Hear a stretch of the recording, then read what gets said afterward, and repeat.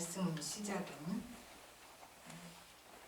하나님의 사람 그냥 이름이 안 나옵니다. 한 무명의 선지자가 엘리 제사장 가문에 앞으로 무슨 일이 일어날지를 자세히 말하고 있습니다. 자, 그리고 우선 이 하나님의 사람이 27절부터 29절까지 엘리의 죄를 열거합니다. 네. 이제 이 선지자는 엘리에게 그와 그 가문을 향한 하나님의 은혜를 기억하게 합니다. 거기서부터 시작을 하는 거죠. 그리고 애굽에서 종살이할 때 하나님이 그 조상을 구원하였고 또 그 중에서도 아론의 가문이 하나님의 택하심을 받아서 이제 제사장으로 하나님 앞에 섬기도록 선택받았고 그리고 이스라엘 자손이 하나님께 바치는 화제를 주어서 먹고 살게 하셨다. 그러니까 과거에 그 아론 가문에 얼마나 하나님의 복을 내리셨는가를 지금 열거를 하는 거죠.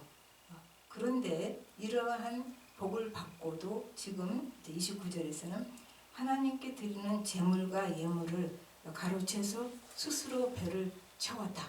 이렇게 얘기를 합니다.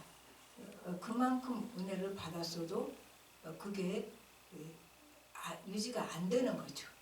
그 많은 축복을 받았는데도 그게 유지가 안 되고 지금 하나님 앞에 범죄를 한 거죠.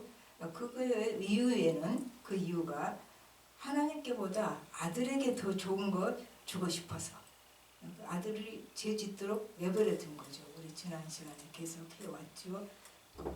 고기 갖다 다 먹어버리고 제사법 다 무시하고 제사장인데 그렇게 하는데도 내버려 둔 거예요. 그래서 이제 그 엘리는 사실상 공범죄가 이루어지죠. 아들들의 죄에 공범자가 돼버리는 거죠. 그거 왜 그랬을까? 그것을 이 29절에서는 설명을 해요. 하나님보다 아들을 더 중히 여겼기 때문이다. 그래서 그렇게 범죄를 하게 된 거다. 그 말이죠. 그러니까 재물 문제를 바로잡지 않으니까 아들들이 이제 성적인 죄까지 짓습니다. 그래서 우리가 뭘 볼 수 있냐면 죄는 한 번 짓는 거로 끝이 나는 것이 아니고 죄는 잘하는 성질이 있다. 계속해서 그래서 이제 육신의 소욕만 따르면 점점 더 다른 죄까지 짓는다. 그 말이죠. 그래서 우리는 반의도덕이 소도덕 된다는 말을 합니다. 우리 경험으로도 알 수 있는 거죠. 한 가지 죄를 짓고 안 돌이키면 그 다음 것까지 계속 죄를 짓게 된다는 얘기죠. 그래서 이제 성적인 죄까지 지게 되니까 이제 회막문에서 시중드는 그 성별한 여자들과도 또 동침을 하게 됩니다. 그래서 이제 24절에서는 엘리가 아들들을 이제 이 죄를 막으려고 해요. 근데 이미 다 제사장들이잖아요. 늦었어요. 이게 고칠 수가 없는 상황이에요. 그러니까 이제 하나님보다 자녀를 중히 여기면 이렇게 자녀 때문에 고통받는 현상이 나타난다 얘기가 되는 거죠. 그러니까 전에 같이 학교에서 근무했던 나이 든 분이 남편은 그 월북했고 아들을 혼자 키웠는데 그 아들 때문에 굉장히 고통을 받았어요. 학교도 좋은데 나왔고 인물도 좋고 그리고 미국 가서 그 CPA 자격증도 따고 했는데 앞을 못 가려요. 그러니까 저 앞에서 그 얘기를 하더라고요. 아들이 내 우상이 되어서 내가 이렇게 당한다. 네, 그렇게 말을 해요. 그러니까 하나님보다 아들을 더 중요하면 아들이 우상이 되는 거죠. 근데 우리가 우상한 상도면 반드시 그 우상 때문에 우리가 힘든 현상이 나타납니다. 이제 이 30절에서는 이 말이 나와요. 나를 존중히 여기는 자를 내가 존중히 여기고 나를 멸시하는 자를 내가 경멸하리라. 그 말씀이 나오죠. 후반부에 나오죠. 이제 이 말씀은 17절 후반부에서 제사를 멸시했다는 그 단어와 똑같아요. 엘리 아들들이 제사를 멸시했다고. 그러니까 이 말은 무슨 말이냐면 제사를 멸시하는 것이 바로 똑같은 단어니까 나를 멸시하는 거다. 이제 그 얘기를 하나님께서 하시고 있는 거죠. 그러니까 하나님을 존중히 여기는 자는 예배를 존중히 여기고 또 예배를 무시하는 자는 하나님을 무시하는 거다. 이제 그 얘기가 지금 나오고 있는 거예요. 두 절을 합해가지고 그러면 이제 우리가 예배를 존중히 여기는 자가 하나님을 존중히 여긴다는 말이 계속 연결이 되죠. 이렇게 되니까 우리가 다른 건 못해도 자신을 온전히 들여서 예배만 잘 들어도 어떻게 해요? 하나님이 최선을 다해서 우리를 돌보신다 그 말이죠. 왜 그래요? 예배 때 하나님과 우리 사이에 소통이 이루어지기 때문에 그렇죠. 예배 때 그 일방통행입니까? 우리가 예배 드리고 그렇지 않아요. 예배 때 하나님과 나와 관계에 소통이 이루어지기 때문에 이건 양방 관계 소통이죠. 일방통행 아니고 양방통행이에요. 이제 이렇게 되기 때문에 예배만 잘 들어도 하나님께서 우리에게 큰 은혜를 주시고 또 우리를 돌봐주시는 복을 받는다 그 얘기가 됩니다. 31절에서는 네 팔과 네 조상의 집 팔을 끊어버리겠다 이렇게 나와요. 그러니까 팔은 힘이나 그 능력을 상징합니다.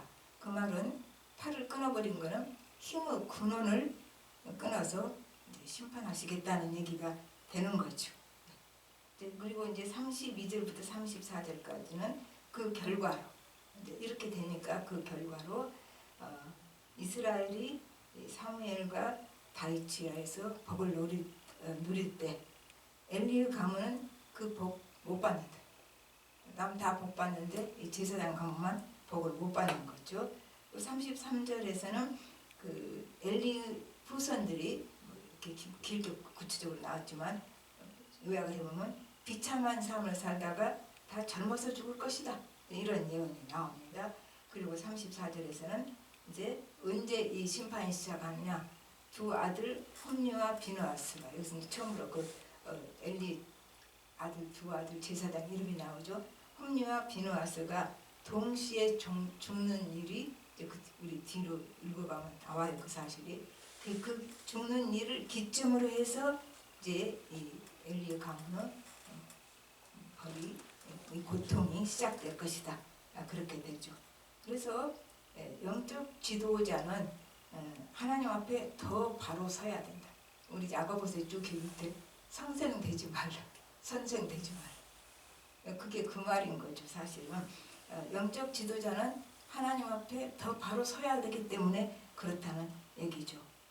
아론의 아들 나답과 아비후가 이제 여호와께서 명령하지 않은 다른 불을 갖다가 여호와 앞에 분향해다 죽은 사건이 있습니다. 그때 레위기 10장 3절에 이제 굉장히 고통스러운 순간이죠. 모세가 이렇게 말합니다.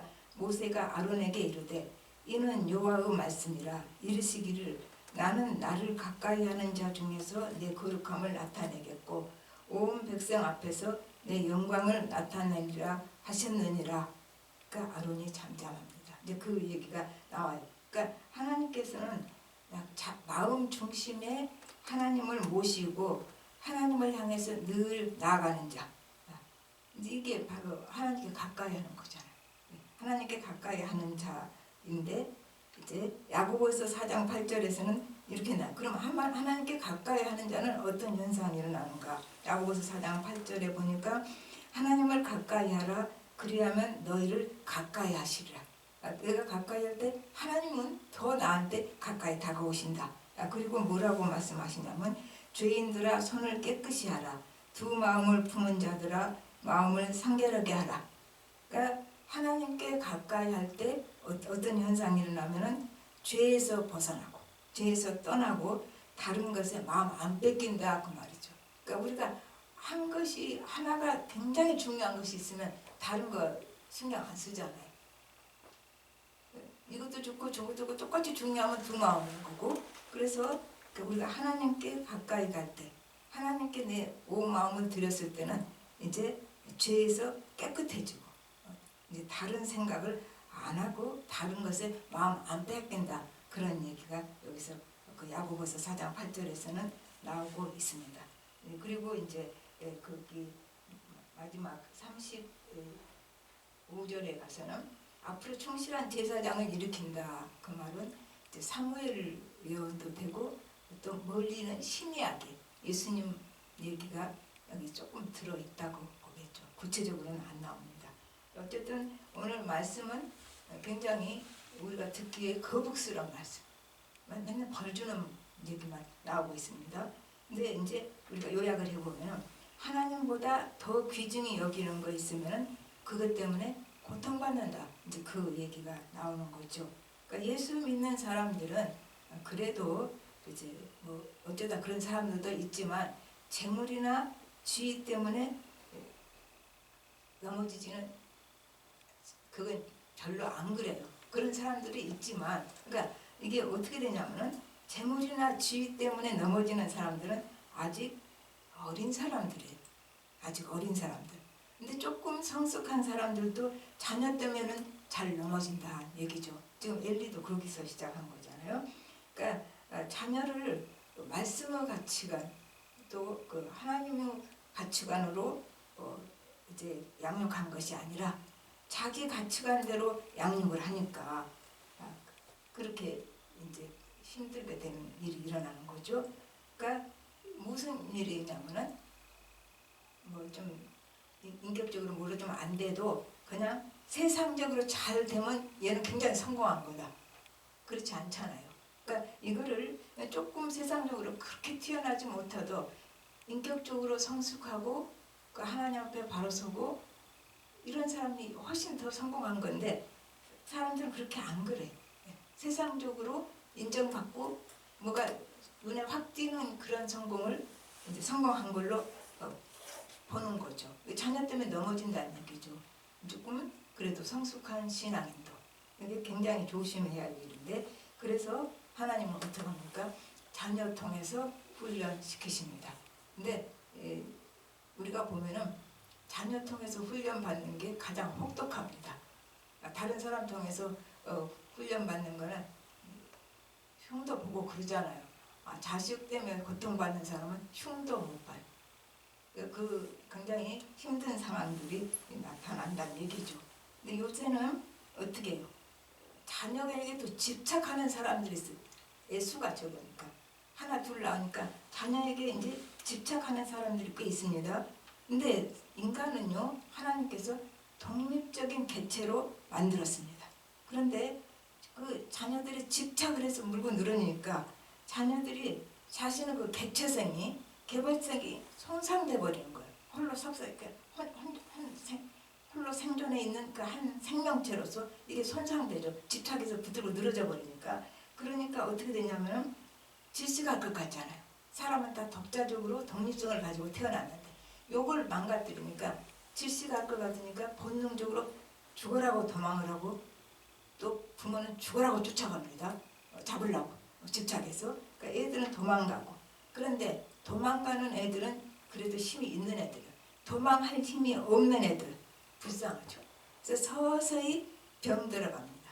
그리고 온전히 그 독립적으로 한 사람의 인간으로서 이렇게 서지를 못해요. 이게 얼마나 큰 범죄입니까? 혼자 스스로 설 수 없게 자기 의지하대로 붙들고 늘어져 버리니까 독립성을 인정을 안 해줘서 이렇게 해서 도망가는 애들 우리 막 나쁜 아이라고 하는데 이게 낫다고요. 도망 못 가는 애들은 더 비참한 거죠. 예성물이 돼가지고 자기가 없어져 버리니까 이렇게 되는 거죠. 그래서 예수 믿는 사람은 특별히 그 자식에게 집착하는 사람들은 그 자식 빨리 놔줘야 돼요. 자유를 줘야 돼요. 그러면 처음에는 뭐 잘못될 것 같아도 다 하나님이 각자에게 개성을 주고 각자가 살 수 있는 힘을 주신 거예요. 또 자기 식대로 잘 가요.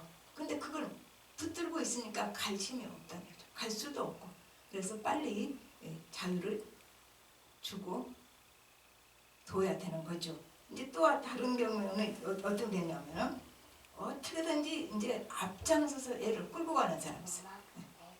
그러면 앞장서서 애를 끌고 가면 잘 되고 뭐 어떻게 해요? 자기 수준으로 크지요. 자기 수준의 인격이 되고 자기가 앞장서서 끌고 갔으니까. 그러니까 애가 더 이상 자기보다는 훨씬 낫게 발전할 기회를 박아버리는 거죠. 잘해봤자 그렇다고 말이죠. 그렇게 되니까 이제 우리가 예수 믿는 사람은 하나님이 각자 자녀에게 보기에는 뭐 학교에서 별 볼 일도 없는 것 같고 별로 안 똑똑해 보여도 다 각자 개성이 있어요. 그러니까 그렇게 그 개성대로 살 수 있도록, 그게 하나님의 방식이잖아요. 하나님이 인도하여서 개성대로 살 수 있도록 밀어주는 부모가 이제 좋은 거죠. 저는 뭐 모르겠어요. 요새 자녀 교육에 대한 책이 하도 많은데 안 읽어서 몰라요. 근데 하나님의 방식에서는 그 개체성을 존중해 주는 거. 그리고 부모는 그거 애가 자기 개성대로 성장하도록 계속 뒤에서 밀어주는 사람, 뒷받침이 되는 사람, 이게 좋죠. 제가 이름도 모르고 다 잊어버렸는데 미국 그 무슨 저기에서 1등한 사람이 있어요. 그 사람 진짜 개짜 엉망진창 사람들 보겠는데 아니에요. 그 개성대로 사니까 그 미국 전역에서 디자인상을 받더라고. 산업 디자인이죠. 그 쉽지 않잖아요. 근데 그만큼 개성대로 살았기 때문에 그게 가능했죠. 천편일률적으로 똑같이 키웠다면 거기서 그 디자인상을 받을 수가 없어요. 얼마나 세계에서 똑똑한 사람들, 젊은이들이 모여서 그 대회에 참석하는데 그 사람이 그렇게 할 수가 있었던 거는 내버려뒀기 때문에 자기 족자성을 그대로 기르니까 하나님께서 그 사람에게 준 그 독창성이 발휘가 돼서 그 미국 전역에서 1등상을 받더라고요. 그래서 나는 뭐 이름도 다 모르고 잊어버렸고 했지만은 그대로 남 보기에는 무슨 저런 애가 있어, 학교도 다 실패하고 엉망진창인데 어쨌든 간에 나이가 드니까 거기까지 가더란 얘기죠. 부모가 그랬으면 그 수준 됐을까요? 어림도 없죠. 그냥 내버려 뒀기 때문에 그렇게 됐다는 얘기입니다. 그 다음에 이제 우리가 또 오늘 말씀 본 것에서는 17절에서 예배 무시한다는 단어와 30절에서 하나님 무시하는 단어와 똑같은 단어 쓴 거예요. 그러니까 예배 무시가 하나님 무시다. 아까 여기 나왔죠. 그러니까 존 파이퍼 씨는 뭐라고 말했냐면 열방을 향해 가라. 여기서 선교가 교회의 궁극적인 목표가 아니다. 그럼 뭐가 목표인가? 예배가 궁극적인 목표다. 그래서 예배가 존재하지 않는 곳에 예배가 있도록 하기 위해서 선교하는 것이다. 그만큼 예배는 중요한 것이다. 얘기가 되죠. 선교도 예배가 있도록 하기 위해서 선교를 하는 것이다. 그렇게 얘기를 했습니다. 그래서 우리가 항상 예배를 중시하는 사람, 무엇보다도 그 예배에 대한 자세가 그 하나님 앞에 서는다는 그 경건한 자세로 임하는 사람, 그거는 하나님이 기뻐하시는 예배가 되는 것이죠. 그러니까 내가 마음을 준비하고 예배 가려고 다 할 때 이미 예배가 시작한 거야 그 말이죠.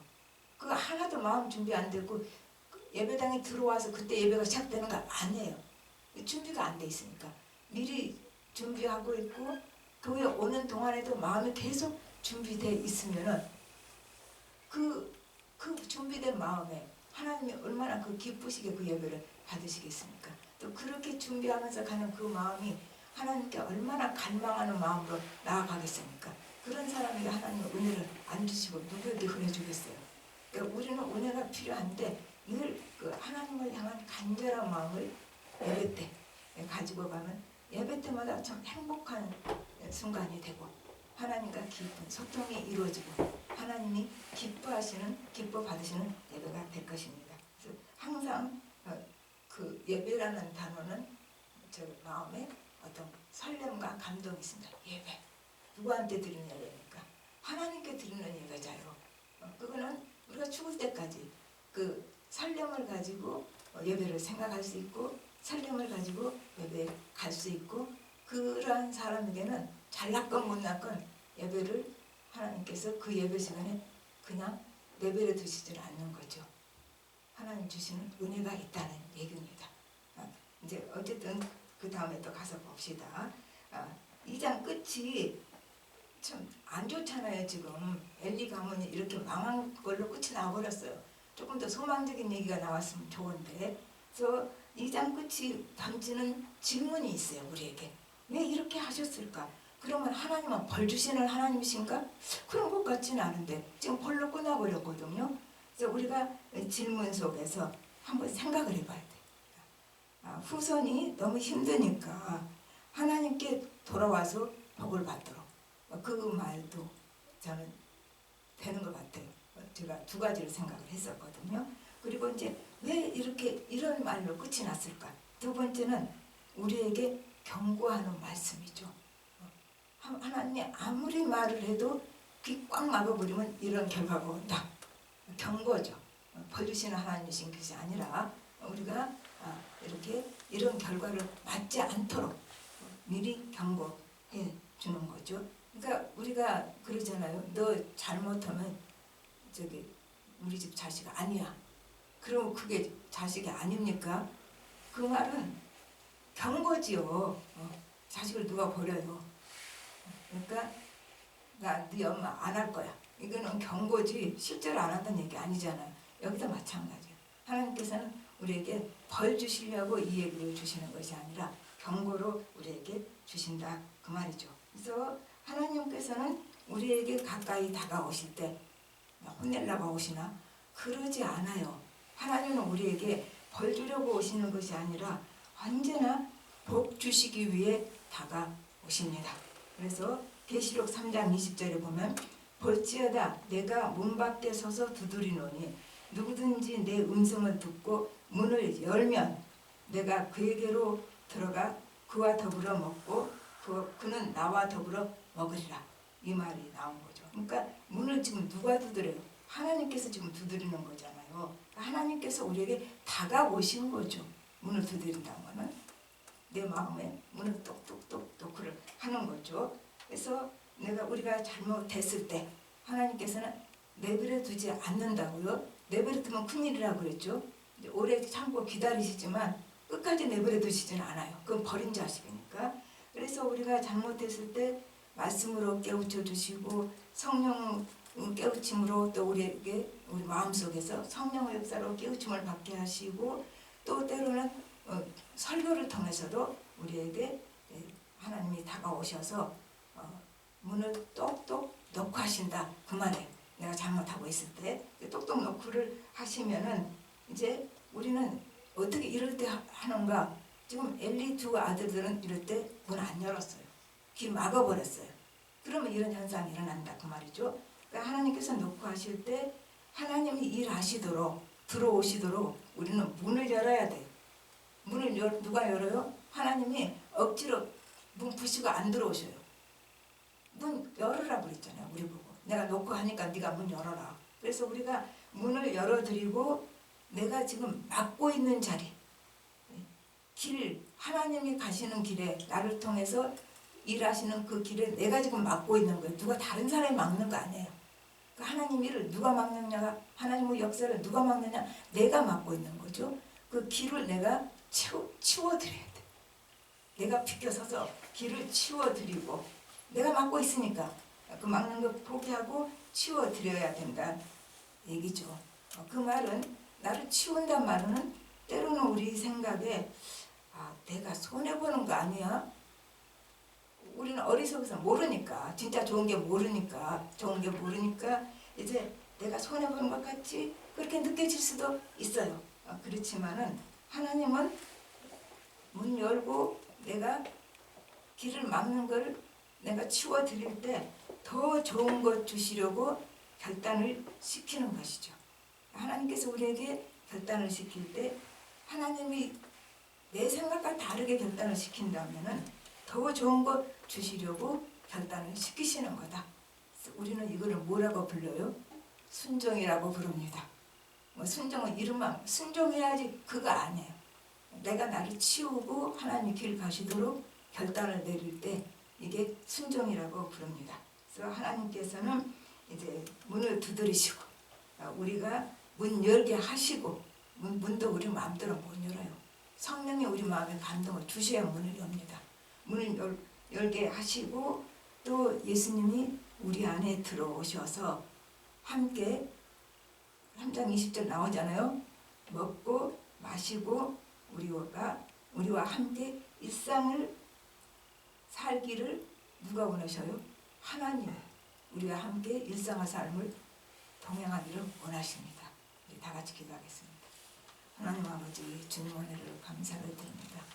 우리는 미련하고 어리석어서 우리 가는 길에서 내 갈 길을 내가 거기서 포기하고 물러서고 방향을 바꾸고 결단을 내리면 내가 손해보는 것 같고 뭘 내려놓은 것 같지만 우리가 내려놓을 것이나 있겠습니까? 다 하나님께서 주신 것인데 우리는 그리할 때 더 좋은 것 주시려고 내가 하나님 길을 막고 있는 것에서 나를 치워드릴 수 있는 사람 되게 해주시고 이러한 순종으로 말미암아 하나님이 늘 원하시는 것 우리와 함께 동행하시고 먹고 마시고 우리와 삶을 같이 하시고자 하시는 그 하나님과 함께 우리도 이제 동행하는 그 즐거움과 기쁨과 감사를 누릴 수 있도록 순종하는 사람들 되게 하여 주시옵소서.